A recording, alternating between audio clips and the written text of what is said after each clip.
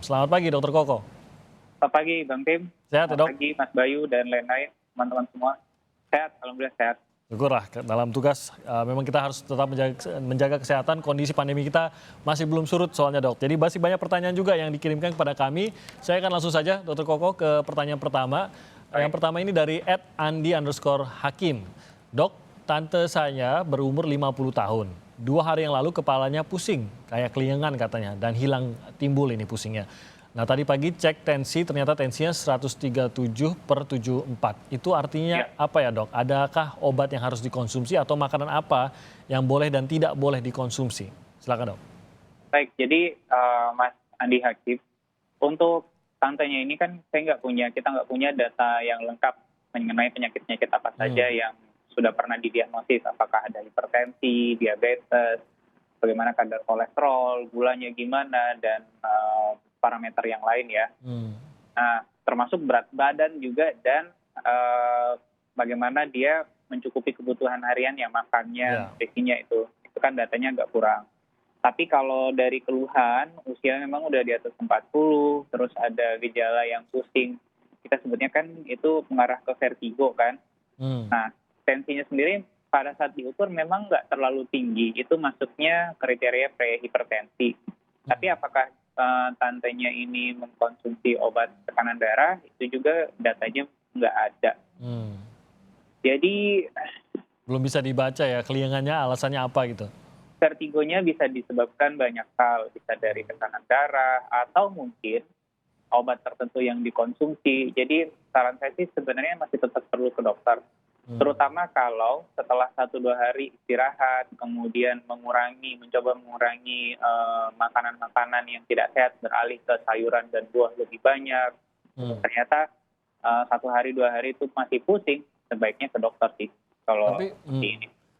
ini memang gejala vertigo itu dulu ya Dok ya, kelingan muncul dan hilang begitu kelingannya. Apa yang bisa mungkin mengurangi seringnya vertigo ini terjadi pada pasien? Nah, kalau vertigo itu kan sebenarnya penyebabnya banyak ya. Ada yang misal keluhan pusingnya itu kalau boleh share sedikit, 1-2 bulan yang lalu saya ketemu pasien dengan Hmm, yang sebenarnya tekanan darahnya normal pada saat hmm, diukur, tapi setiap kali dia berganti posisi, kan ini data ini kita juga nggak punya ya.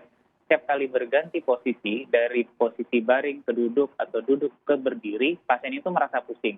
hmm. Ini sebenarnya tanda terjadinya hipotensi postural. Jadi kita punya semacam sensor di dalam badan kita. Kalau berubah, maka dia juga harus menyesuaikan tekanan darahnya. Nah, Oke. kalau mereka yang warga senior, biasanya sensor ini sudah agak sedikit terlambat reaksinya. Jadi begitu dia berubah, tekanan darahnya tidak mengimbangi. Nah, sebagian orang menjadi pusing karena Hmm. ini. Tapi ini berbahaya nggak Dok kalau begitu?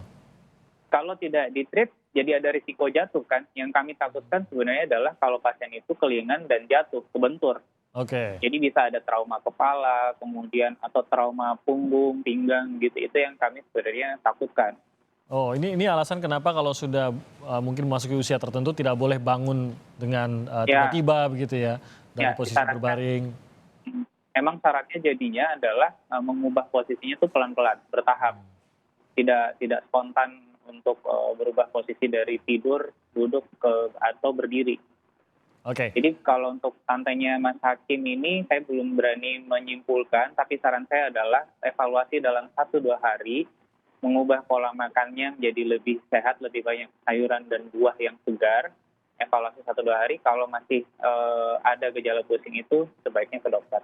Baik, kita beralih ke pertanyaan kedua, Dok. Ini dari @christianmnyg. 1 tahun lalu saya punya insiden. Kepala saya ditendang sudah 3 kali, tapi yang parah itu yang ketiga itu tepat di belakang atau di bagian belakang kiri kepala saya. Nah setelah insiden itu saya awalnya pusing, sakit buat tidur dan ada benjolan. 2 minggu hilang rasa sakitnya. 2 bulan kemudian saya merasa kepala belakang saya sakit, sangat sakit sampai ke telinga. Dan sampai sekarang saya merasakan ini terus menerus dan saya sulit untuk berpikir. Mungkin karena teralihkan oleh sakitnya ini Dok. Nah kalau boleh tahu itu kenapa Dok? Dampaknya apa dan bagaimana cara mengatasinya? Jadi Mas Christian, jadi kalau lihat timelinenya ya, memang kejadian sudah berlangsung 1 tahun. Mhm.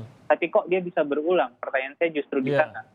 Kok bisa 3 kali ini kekerasan dalam apa? Jadi ditendang 3 kali. Ini kan sebenarnya ruda paksa ya, jadi kayak trauma gitu yang Hmm. orangnya sebenarnya kalau 1-2 kali mungkin bisa berupaya supaya nggak terjadi lagi. Itu jadi question sih buat saya. Tapi itu adalah haknya Christian. Kami nggak punya data dan mungkin tidak juga untuk dipublikasi.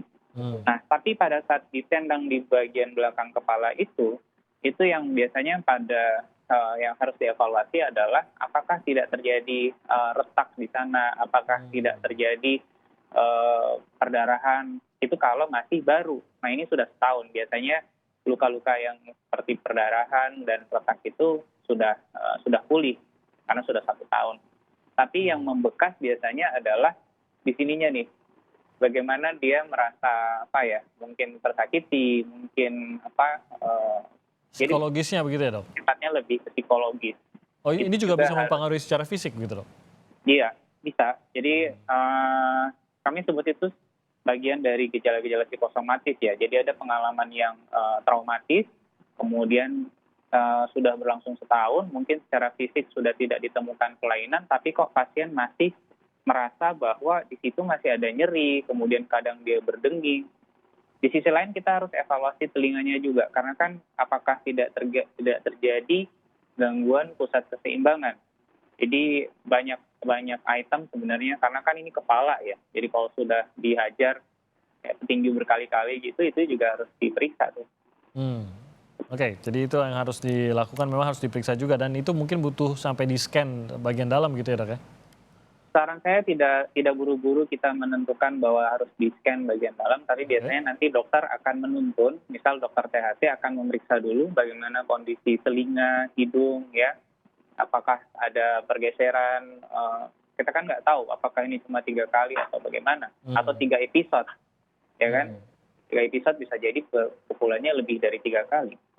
Ya mungkin yang diingat saja itu, Dok, yang 3 kali itu. Oke. Nah, kita nggak tahu, tapi saran saya mungkin yang bisa membantu adalah teman-teman dari dokter umum untuk memeriksa secara general.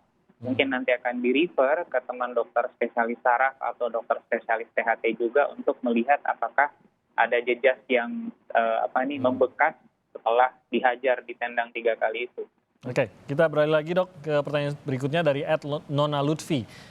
Dok, kenapa saya sering sakit kepala bersamaan dengan sebelah mata saya terasa sakit, apalagi ketika melihat sinar matahari, melihat ke atas seperti ada cairan yang sedang mengalir di dalam mata dan sekitaran mata, bersamaan juga dengan sakit tangan kiri, sebelah kiri maksudnya. Nah, ketika tidur, tangan harus menggantung ke bawah. Setelah beberapa hari reda, saya makan ikan asin, kacang-kacangan, setelah makan itu sakitnya datang lagi. Nah, kira-kira saya sakit apa ini, Dok? Oke, kalau untuk Nona Lutfi ya, jadi kalau dilihat satu gejala saja, ini kan ada banyak kemungkinan apakah kok bisa dia merasa tidak nyaman pada saat melihat sinar matahari, atau mungkin cahaya silau yang lain. Ini bisa terjadi pada kondisi fotofobia, dan ini bisa dipicu oleh mata kering.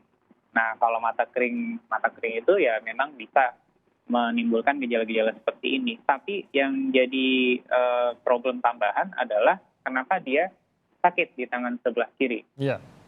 Dan ini kita juga lagi-lagi tidak melihat kondisi pasien, bagaimana berat badannya, bagaimana proporsi tubuhnya, apakah ada obesitas atau riwayat cedera, bagaimana beliau mengerjakan pekerjaan hari-hari ya, aktivitas hari-harinya, apakah kerjanya kebanyakan duduk, atau misal angkat yang agak berat. Jadi banyak yang harus dievaluasi. Oke. Terus ada kebiasaan yang setelah beberapa hari reda makan ikan asin, kacang-kacangan, kemudian itu sakit kembali. Berarti ikan asin kan natrium tinggi ya, natrium tinggi, kemudian kacang-kacangan. Sebenarnya kacang itu adalah makanan sehat, tapi entah di polanya seperti apa juga, apakah digoreng, direbus, kita juga nggak punya datanya. Saran saya, tentu dokter mata bisa membantu mengevaluasi apakah ini dry eye atau ini fotofobia yang kausa yang lain, ya sebaiknya diperiksakan karena silau seperti itu bisa disebabkan oleh banyak penyakit. Oke, mungkin banyak yang langsung jatuh pada kesimpulan wah ini mungkin asam urat begitu. Sesederhana itu kah, Dok? Tidak.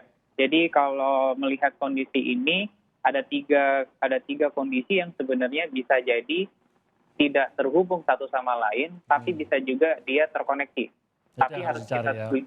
kita lihat dulu kondisi pasiennya secara keseluruhan sebelum menyimpulkan. Oke, baik dok, kita akan jeda sebentar. Nanti kami akan mulai terima telepon dari pemirsa untuk dijawab oleh Dr. Kokoh. Kami akan membuka jalur telepon di 021 5366 0500 dan akan menerima telepon Anda sesaat lagi.